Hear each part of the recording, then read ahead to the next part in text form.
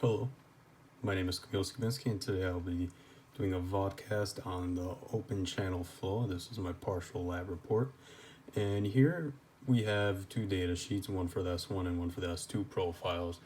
And as you can see, as the Froude number decreases, so does the slope, which just shows that the Froude number is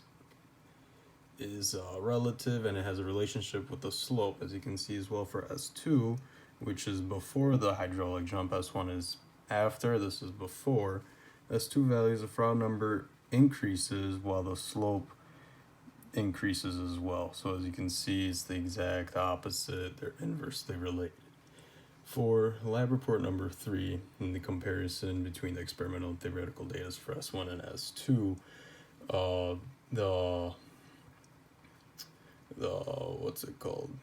the numerical integration method has been proven true, and it is a comparable solution to solving for this. As you can see, as the position along the channel, as it increases farther down along the channel for the S1, the depth increases.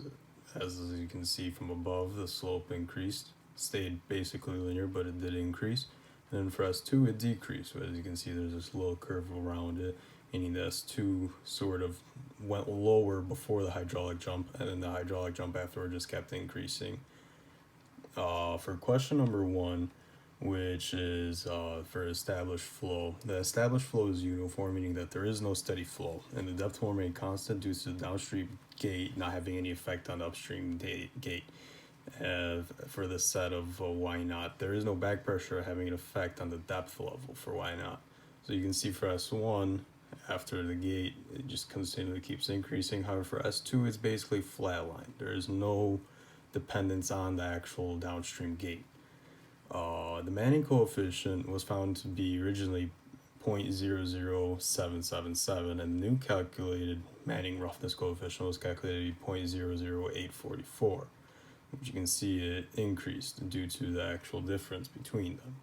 And for question number 5, in order to get a flat surface height, you need to add the S naught height to the original S1 profile values, which gives you new Y values, Y1 being 0.1313 and Y2 being 0.233 meters. And to find the energy loss through using equation number 10, using the equation as you can see right there, the energy difference will be about 1.55 times 10 to the negative 4th. And then the theoretical surface profiles for S1 and S2 changes due to the Manning roughness of the coefficient N.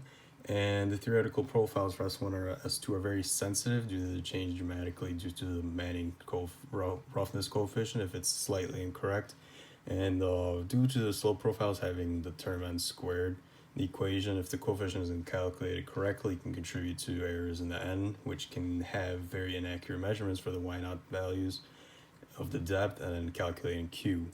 The flow rate needed to calculate Q, and the term Q is used for the Manning coefficient equation used to calculate the RH. And as you can see here for the old S1 profile slope, we have a top value of 0.00581 and the lowest one being 0.00085. And then for the new one with the N being increased 10%, which would be like an error, you can see they're completely different. Huge change between all of them. It's increased by a lot. And that is my partial lab report for open channel flow.